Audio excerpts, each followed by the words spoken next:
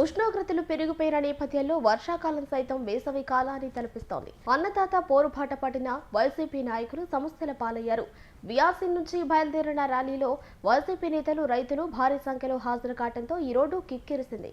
వేసవి తాపం ఎక్కువ కావడంతో కొంతమంది అక్కడికక్కడే రోడ్డు పక్కన నక్కారు. వైసీపీ ర్యాలీలో పాల్గొన్న వారిలో చివరి వరకు వెళ్లిన ఎమ్మెల్సీ పర్వతిరెడ్డి చంద్రశేఖర్ రెడ్డి, యువజన విభాగం అధ్యక్షుడు ఊటుకూరు నాగార్జున, వైఎస్ఆర్సీపీ విద్యార్థి విభాగం అధ్యక్షుడు అశ్రిత్ రెడ్డి తదితరులు సొమ్మసిల్లి ఇబ్బంది పడ్డారు. మరికొందరు మహిళలు చెట్ల కిందకు వెళ్లి సేద తీర్చుకున్నారు. వేసవి తాపానికి వైసీపీ నేతలకు బొమ్మ కనిపించింది. వేసవి తాపంపై మా ఛానల్ 9 ప్రతినిధి జయరాజ్ వివరాలు అందిస్తారు. ఎండలు మండిపోతున్నాయి. బాణుడు బగబగలాడిస్తున్నాడు. ట్యాంకులో నీళ్లు సైతం కాగిపోతున్నాయి. పచ్చని చెట్లు మలమల మాడిపోతున్నాయి. పచ్చని చెట్లే మాడిపోతుంటే మనుషుల పరిస్థితి భిన్నంగా ఉంది.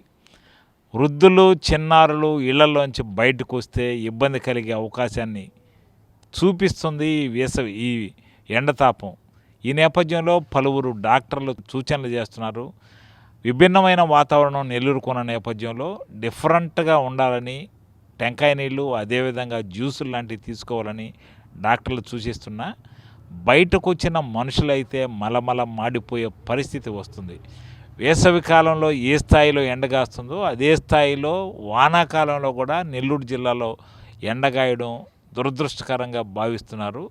అదేవిధంగా ప్రస్తుతం వర్షాకాలమైన వరి కోతల నేపథ్యంలో వరి కోతలకు కాస్త ఇది ఉపశమనాన్ని కలిగించిన వేసవి రకంగా వానాకాలం కూడా వేసవి రేంజ్లో ఎండలు కాస్తున్న నేపథ్యంలో రైతులకైతే ఉపయోగం ఉంది. కానీ జనం బయట తిరగాలంటే బెంబేలెత్తున్నారు. ఈ నేపథ్యంలోనే నెల్లూరులో జరిగిన వైసీపీ ర్యాలీలో కూడా అనేక మంది వైసీపీ నాయకులు కుప్పకూలిపోయారు. అనేక మంది సొమ్మసిల్లిపోయారు. ఎండతాపం ఎక్కువగా ఉండడంతో వారందరూ వడదెబ్బ తగిలింది, డీహైడ్రేషన్ అయిపోయారు.